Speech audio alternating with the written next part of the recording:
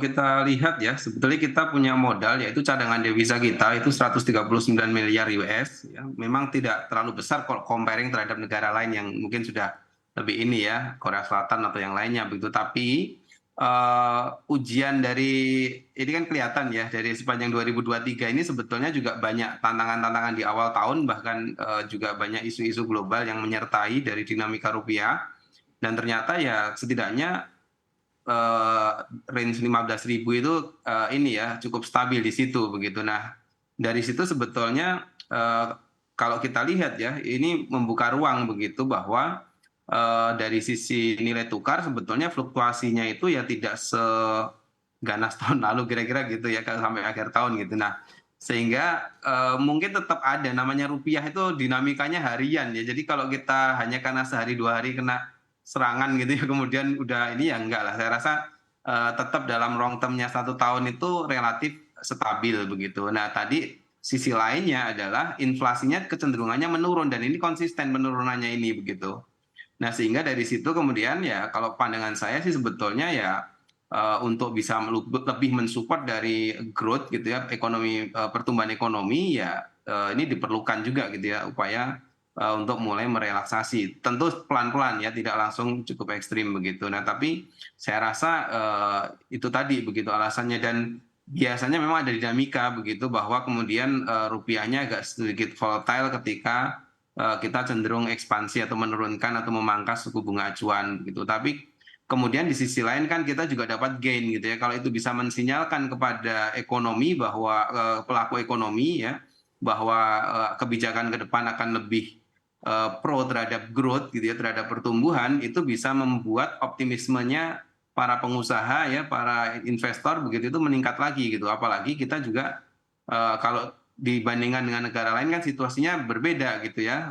China memang agak menurun gitu ya, atau Amerika sedang berjuang juga melawan inflasi dan menumbuhkan ekonominya gitu ya. Tapi kan kita sisi lainnya kan kita masih punya pertumbuhan yang sekitar 5%-an ya, ini seharusnya mengambil momentum itu ya. Kalau kita ikuti harus nunggu Amerika stabil dulu gitu itu akan cenderung lama begitu, dan mungkin momen untuk mendorong pertumbuhan ekonominya juga jadi hilang begitu.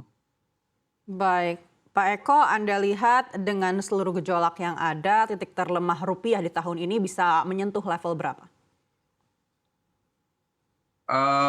Ya ini sebetulnya sangat tergantung lebih ke eksternal sih ya kalau saya lihatnya rupiah ini gitu. Karena serangan-serangan depresiasi itu lebih banyak ditentukan oleh bagaimana pergerakan ekonomi Amerika ya, situasi di sana begitu. Nah, kalau kita lihat sejauh ini kan dari tren ya yang ada, bunga acuan di Amerika Serikat sana ya, the Fed, ini kan kemungkinan hanya akan naik 1 sampai 2 kali lagi begitu. Katakanlah misalkan sekali lagi misalkan sampai ke 5,5 begitu. Ya sudah, mungkin setelah itu akan lebih banyak ditahan ya oleh Amerika Serikat begitu. Nah di sisi lain kita kecenderungannya inflasinya turun tadi begitu. Nah dari situ kalau sampai berapa rupiahnya ya saya rasa sih bergerak di angka 15-an ribu ini akan konsisten sampai akhir tahun ya, dan tentu Bank Indonesia akan menjaga kan ya setidaknya di level ini begitu, karena ini kalau secara makro ini kita lihat ya dengan 15-an ribu ini optimisme ada gitu ya di sisi konsumen ya, terus kemudian di sisi lain inflasinya juga bisa turun ya pelan-pelan begitu. Baik, tapi apakah akan mencapai 15.100? Ya dalam jangka pendek kemungkinan itu masih ada ya, tentu saja, tapi biasanya tidak akan lama gitu. Artinya eh, konteks yang lain, jadi tantangan berikutnya itu adalah begini, rupiah biasanya gejolaknya itu mulai dari September ya, bulan September ke belakang itu pertama fundamentalnya ada permintaan yang meningkat. Dari apa? Terutama ya dari misalkan akhir tahun ada yang banyak liburan, yaitu butuh mata uang asing dolar lebih banyak, biasanya begitu. Terus kemudian juga dari sisi industri itu akhir tahun juga biasanya kejar target juga begitu. Biasanya itu akan meningkatkan konten impor dan itu juga mendorong dari permintaan rupiah begitu.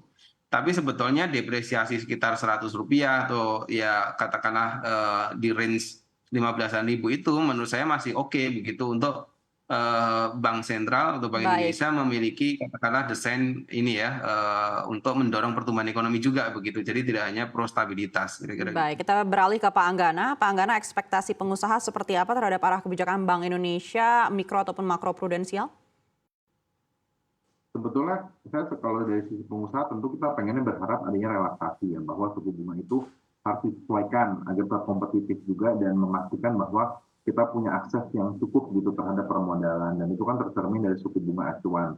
Karena pada saat ini kan kayak floating rate di beberapa bank BUMN dan juga bank swasta kan sudah 2 digit. Nah itu kan sebetulnya tidak cukup mendukung ya untuk kebutuhan publik, misal untuk sektor properti, untuk sektor kepemilikan kendaraan dan sebagainya. Nah, itu kan juga menjadi pertimbangan. Jadi memang ya tadi Pak Eko sampaikan bahwa memang perlu ada penahapan yang jelas gitu ketika kita akan melihat bagaimana sih relaksasi itu dilakukan sehingga pada akhirnya acuan misal contoh terhadap kurs rupiah kita dengan cadangan devisa yang cukup rasanya cukup untuk bertahan ya Pak Eko ya, untuk bertahan ketika misalnya ada fluktuasi yang sifatnya jangka pendek, apalagi dari Pak Eko meyakinkan bahwa sebetulnya kurs kita ada faktor eksternal itu cukup tinggi, tetapi biasanya efeknya tidak terlalu panjang. Nah, makanya kita melihat nih bagaimana sih sebetulnya nanti Bank Indonesia memproyeksikan situasi global ini seperti apa. Apakah Amerika sendiri dengan 2 kali rencana mereka menaikkan suku bunga acuan itu betul-betul akan terrealisasi atau tidak.